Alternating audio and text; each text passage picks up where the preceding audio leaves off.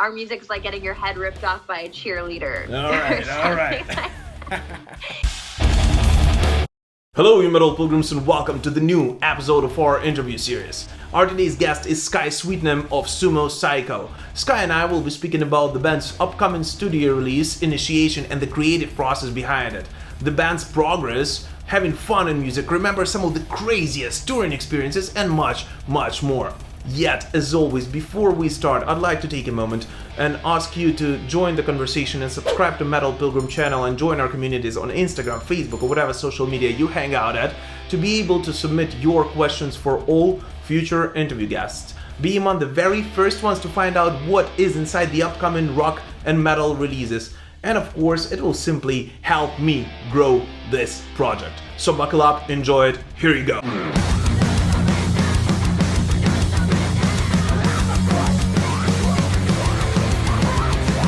How are you doing? All is good. How are you, SKYE? Yeah, I'm doing well. It's busy over here, Sumo Cyco headquarters, you know. Yeah. It's less than a week before release, so. Yeah, that's great. How is overall in Canada? How are you guys coping with all this madness? It's actually pretty strict here right now with the lockdown. We're in a complete shutdown, nothing but, grocery stores open right now. So it's pretty crazy. Like my guitarist is actually out trying to figure out how we can get a hold of some Sharpies to sign some of our stuff, but everything's like closed, or you have to do curbside pickup, and yeah, it's crazy right now. Oh crap. But yeah, hopefully all of this madness is going to be over soon. You and all the other bands will be able to hit the road once again, because I mean, rock and roll lives, in real clubs, and we all are waiting for it. But yeah, as you said, I mean, let's go straight to the business, because as you said, the third studio album by Sumo is almost out, right? On May 7th, Initiation. Yeah. Congrats on finishing it up despite not being able to buy Sharpies and all this stuff. So could you just talk a bit about the creative process behind it? When did it all begin and how did it form into this one piece we can hear today? Yeah, so Initiation has been in the works since 2018. So it's been a while. Yeah. We had a lot of stops and starts with this record just because of all the craziness, not only with the pandemic. We got signed, in the middle. We started putting out songs and then got signed to a deal. And then we had like an amazing 2019 as far as touring, end of 2019 with a ton of tours, and it just really kept us busy, which is a really good thing, but it also didn't give us as much time in the studio as we thought. So at every junction when these things happened, we kind of listened to the record, took a step back, and kind of thought, what do we need to make this thing even better? And so it's a lot more curated than our previous records, because of the fact that we kept going back and thinking, do we need another song that's gonna have this more feel to it, or that feel, or do we have enough of this genre, or is there enough fast tempo, slow tempo, all that kind of stuff. So it gave us some perspective, and the most of the record was recorded here at our home and studio. Matt Drake, our guitarist, is also the producer of the band, and he's really super talented. And then we did 2 songs in Vegas with a guy named Kane Chirko, and it was a really fun trip, like back in 2019 before Vegas all is this always hit. Fun. I love going there. This is my go-to place. yeah, it was a lot of fun, as you probably know. So yeah, it was a lot of really positive vibes compared to writing in a pandemic, where all the vibes are a lot more like, writing about feeling isolated and alone and confused and all those emotions. So I think there's a lot of different emotions. It's like it definitely is a roller coaster compared to some of our other records are a little bit more like freight train straight down the tracks. This one's like a lot more process went into this. 100%. Okay, so I was able to listen to Initiation, a little bit earlier than most of other mortal human beings on this earth, I guess. And one thing which I was not sure about it is like, do I headbang to it? Do I dance? Do I just nod along? Do I do all of this together? It's just such a variety of genres packed into this, record. So how do you guys usually answer this question that everyone hates answering, right? I know, what kind of music do you guys play? Yeah. Well, usually I answer with something like out of the box. Like, it's like our music's like getting your head ripped off by a cheerleader. All right. It's like I believe obviously music, and what makes it amazing is it gives people a feeling. It makes people feel, and to me, if I can make some type of descriptor that makes you feel something, then that's kind of like what we're trying to get at. We're trying to give you the emotions of feeling empowered at the same time of feeling like you can headbang and can rock out really hard, blast. You want to blare the music as loud as possible, but you also can feel while you're listening to it. And for me, fun is always a really big element. I don't think a lot of, especially heavy metal bands, think about it, but fun, injecting fun and color and excitement into something is really important to us. We are entertainers at our hearts. And to me, if people come to a show and they're not walking away like it was a super rad time and super exciting time, then like, what are we doing? Like, everything should be fun. That's what entertainment is. So as much as we want to deal with heavy topics and help, process emotions, we also want to have, see that light at the end of the tunnel and work towards those, those good times where we're all in the room together just rocking out. 100%. I think this is extremely needed during these hard times, right, around the globe, when we see all this disturbing news, when everyone is locked at home and not able to leave it for, I don't know how long now, a year now it's been. It's freaking crazy. And I think having music like this, to which you can just have absolutely amazing time, is definitely something that can lift their spirits, and definitely something to enjoy. So how do you guys usually do about dividing responsibilities when it comes to writing new music? Is it just one person responsible for music, another for lyrics, or you assume, or just like collective thinking and a little bit of brainstorming? Yeah, so the way that it works usually is Matt kind of locks himself in his studio room for a number of hours, and we don't hear from him for days, and he's just like mad scientist in there, like programming and playing all different instruments. And then he'll send like what we call like a bass track or an instrumental track, and sometimes it'll be flushed out where it has verse, chorus, bridge, all different parts, and sometimes it'll just be as simple as, here's a chorus riff, what do you got?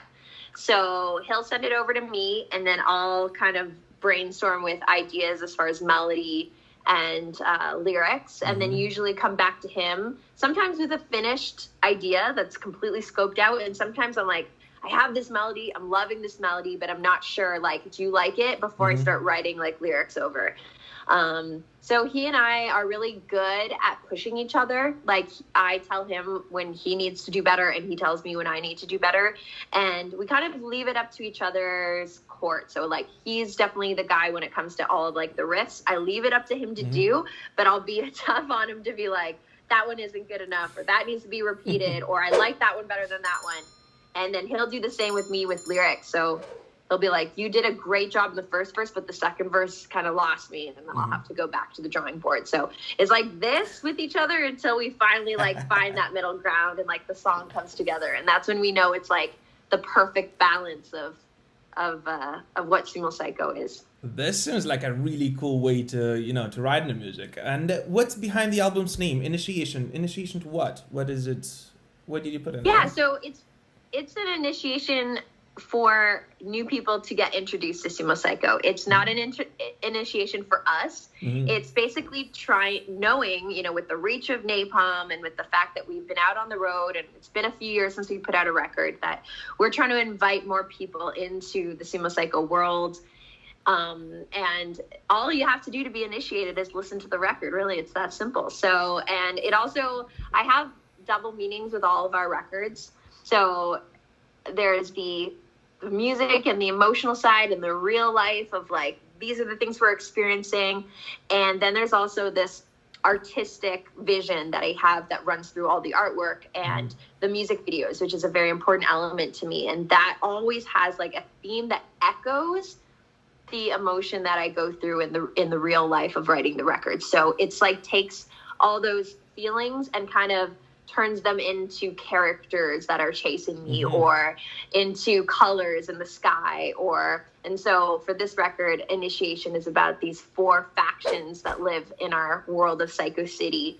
And you can take a quiz on our website and find out which one is best suited to you. And then I actually have it all in front of me. It all ties into our pre-order campaign where you can have like different patches depend on which one you are, and they're all collectible, and USBs that are all collectible. And it's kind of fun for our fans because you can be part of one or two or all of them. And then in our music videos, it kind of gives the fans a bit of a storyline on how all of the factions are connected and, you know, what they're all about. So it's kind of a fun, I guess, like underlying project that I kind of work on simultaneously with like the band and the music.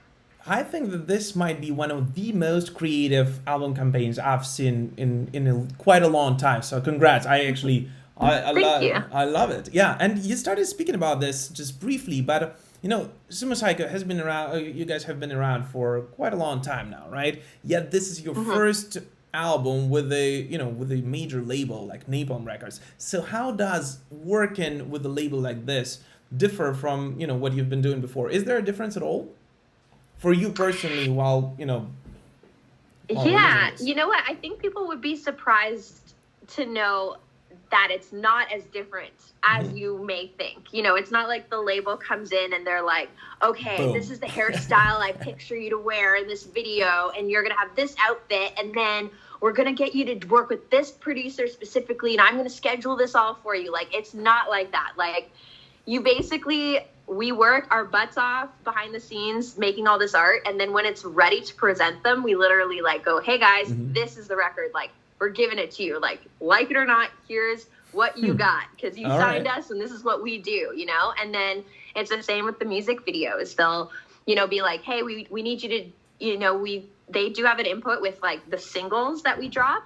So they'll be like, okay, so these 4 songs, we need music videos for these 4 songs, and then they'll just leave it up to us to do. And then, you know, I'll go to the drawing board, make everything, and then just like literally send it to them like a day before it's supposed to be released. Seriously? I'm always pushing things to the last minute. But yeah, it's great working with Napalm because of the fact that they realize we are, you know, a band that loves all aspects of the creation process, from the album art to, you know, we don't really need help when it comes to all the creative. That stuff is super easy.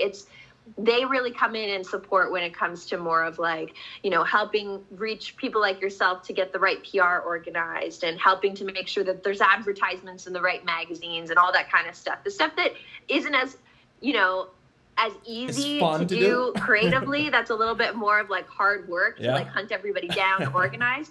They do all that stuff. It's like a perfect match, seems to me, right? And good to hear that there is no micromanagement, right? And so it doesn't interfere with your creative process and the way you guys do it, because that would you would kind of lose your soul and this fun of Sumo Cyco, I guess, right? And do you personally have a favorite track from this album, or it's like a favorite kid question, like an impossible one to choose? Yeah, it is tough, but I think it's always what I'm in the middle of working on right now. So we have a new single that's dropping right before the record comes out called Bad News. And it's my favorite right now just because there's a lot of like really interesting rhythms and flows in it. And I'm always somebody who really likes to jam pack as many lyrics into a song as possible. So I already tried singing just like a verse, chorus, and there's like no place to breathe. So it's going to be a fun one to do live, but I really enjoy it. This is cool. And speaking about live, shows, unfortunately, you and all the other bands aren't able to hit the road just yet, right? But any plans for 2021, before that, and anything, of a online event of some sort or something like that? Yeah, so we're working behind the scenes to try to get some tour dates in for the end of this year and early next year. We're working away. Nothing I can announce just yet. Okay. But we will be out there as soon as the rules allow and let us out of this country. We will be coming to you guys. And as far as like a live stream, it went through our heads to do, but unfortunately it's also illegal here right now with our extreme lockdown. Yeah, you're not even allowed to like have like a small crew or be with people outside your household. Even if you like all that really PCRs tough. Or something like that, no? Still? I don't even know in Canada if they're making the tests as available as that, you know? So it's, for us, it's something that like we've thought about, but then at the same time, all the hoops that we'd have to jump through, we're just like, man, like, let's just go on a live stream. Let's put all our efforts to like our music videos and possibly just some live stream hangouts. And then we'll just like really work towards that live for show. Like we've definitely thought about putting the effort into doing like a live stream, but to us, the way we work is like just getting in front of a camera with our instruments isn't good enough for us. Like we need to put on like a show. Like we are a band that when we perform live, I'm on the bar, I'm crowd surfing, I'm in the crowd. I do not like just, oh, here I am just singing a song. Like I need interaction, I need excitement. So to just kind of stand there and sing doesn't feel exciting enough to me. Like I would have to like plan out a movie that like simultaneously happens while the show happens or something ridiculous. So in order to get all that organized, you either get like all of our music videos and your packages sent out, because I can't do everything, but one day we always come up with more creative ideas, and fans have a lot to look forward to as far as like we're always putting out content. We're always going to be making the coolest new merch stuff that you guys can pick up, and so it won't be a shortage of stuff to do or look at Sumo Cyco style. But yeah, for now we're fingers crossed just working towards the live show being the official live show when we can get back to it, and like yeah, that's what we're thinking. Honestly, I am one of those guys, and I think I told you that in the beginning, right, when we just started talking, that I believe that rock and roll lives in sweaty clubs, and crowd surfing, and and having a beer or a cranberry juice with a stranger nearby. So I'm all about real live shows, and hopefully you guys will make it across the ocean, before the end of this year, if not next year, if not this one. Yeah, that would be great. Yeah, we're working towards that. We're kind of like, the live stream thing, I know it's cool to kind of help the fans, like tide them over, but we're still like, nothing beats the live show. It's just tough. 100% of that. So I'm conscious of your time, so just a couple of more questions if you don't mind. Sure. And the first one, if there was one band which could not say no to you on doing a collaboration, who would that be? Oh, I would bring Gwen Stefani back to rock and roll. That's what I would do. Yeah, 100%. I watched her like doing Just a Girl and doing push-ups on stage, and I mean, I love Gwen and she's so fabulous, but I still like want to see that rock and roller come out of her sometime when she's she's doing all this like gorgeous fashion and TV stuff, and I'm like, come back to our world. Go back to the dark side. Yeah. So is she your like, I don't want to say idol, but is she your major musical influence? Her time and no. So yeah, Gwen, as far as being a powerful woman in the industry and being able to evolve in this crazy industry is really inspiring to me. And yeah, the song Just a Girl, I think I was talking about it actually the other day with how influential that specific song was to women coming up in my kind of generation, because of the real message that she was trying to portray, and the fact that like even my guitarist talks about Gwen as the first time he really opened his eyes, because he was into so much punk rock and like his dude bro stuff, that he never really gave like female artists a chance until Gwen, and like saw her kind of kicking ass and was like, wow, like females can be just as cool and punk rock and wild as the dudes. And I think that opened up a doorway to a lot of women like myself in the industry. So her impact can't be understated. But as far as like influences, man, like I don't necessarily like just chasing one specific person as an influence. To me, it's so important to embrace elements from all over music. And I have like, my favorite bands like Skindred or Refused and Rage Against the Machine. And yes, they are all influences. But when you're a creator like myself, those things seep in a little bit subconsciously. But the real mission for me when I'm writing a song is, how do I make this distinctly me? Like, how do I take the best of what is influencing me, but not try to emulate them in a way that feels like we're ripping something off. Like we do strive to be original, and that's one of our keystones of what we try to do. So it is important to have all these influences and like idols and stuff. But for me, I'm working on doing that for myself. I want to be known for my voice and not just like, oh, you sound like this, or you sound a bit like this. That's the ultimate goal, I think, for any artist that truly, wants to find their unique what they can uniquely give to the world that's different than anyone else, you know? 100%. And, and then someone else, you will influence someone else who will, 10 years, 15 years down the road will be trying to, find their own way of, of their presence on stage, for example, looking at you as an influence. You mentioned a lot of, rock and roll kind of influences, but is there one guilty pleasure, when it comes to music, that you can share with us? I mean, what do you blast when no one is listening, and which is kind of weird? Well, I don't get too ashamed, but I know that like my my guitarist and stuff, he'll make fun of me of like, I'll get into like musicals. Like I was super into Hamilton, like the musical. And I just like, I went through a phase where it's like, I was just listening to it nonstop. Like I love it.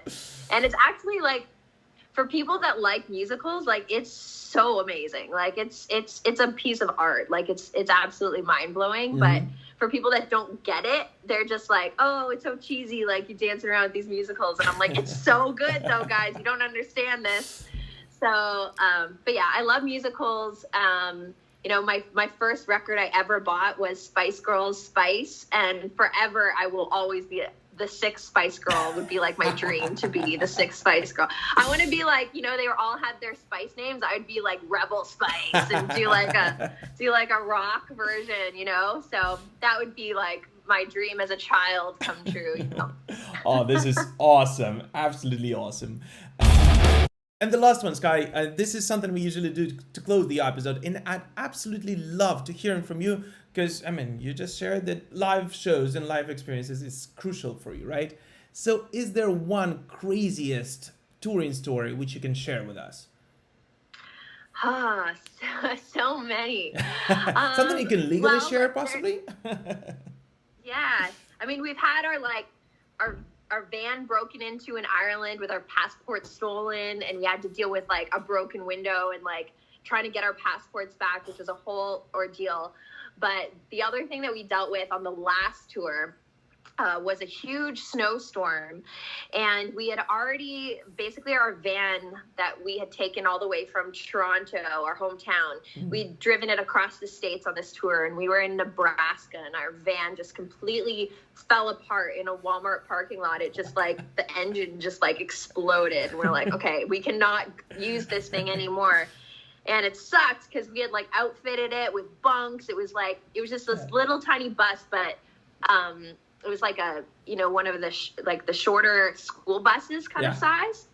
And we had like outfitted it, customized it. It was like our home, and we're like, bye. Aww. So we leave this alone in Nebraska, and then we get this U-Haul. So the only thing we could rent in Nebraska that they had was this big like transport kind of truck with only 3 seats in the front and like this big square back where we put all of our gear, like meant for moving houses, right? So it's not really made for traveling in a van. And so one person kind of got locked in the back because we had nowhere else to put them. You cannot get out there. Yeah, they can't get out. So, and there's no heat, like we're in the middle of winter, and then we're on this highway trying to make it, like we're already late for the show already because we had this huge ordeal trying to get the new vehicle, and we're trying to get across to, I think the show is Portland, Oregon, and the snowstorm happens, and we get stranded on the highway for 12 hours. And we had to turn the car off because we didn't want to lose gas, because if we're just idling there for like all this time, you're going to just like waste gas. So we hiked back, like, I think it was like a couple kilometers in the snowstorm with like transport trucks along the highway to the closest like rest stop. They had just like this tiny little house that had like a couple washrooms and a vending machine there, but at least it had heat, right? So we hiked all the way back there, and we're just waiting there until we see the traffic start moving again. We're like, we have no idea how long this is going to take. And we're like trying to we had this little kettle we brought with us, and we're all sitting on the ground in this truck stop around this little kettle trying to like keep warm. And I was just like, what am I doing with my life? Like I'm in the middle of like Nebraska, like in a truck stop trying to keep warm around this little kettle. I was like, this is tour life, man. Like, yeah. This is awesome. It's an awesome story. And just hearing those, I mean, makes me want to, to go to the show once again, you know, and for all the bands to hit the road and all this madness to be over.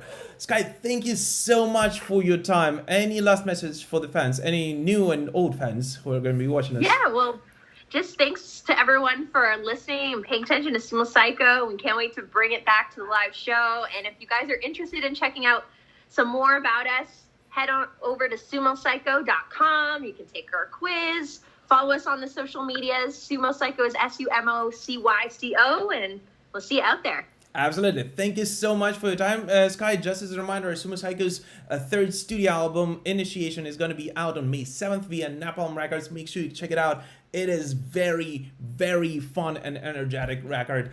Sky, thank you so much. Keep rocking. Thank you. Take care. See ya. Bye.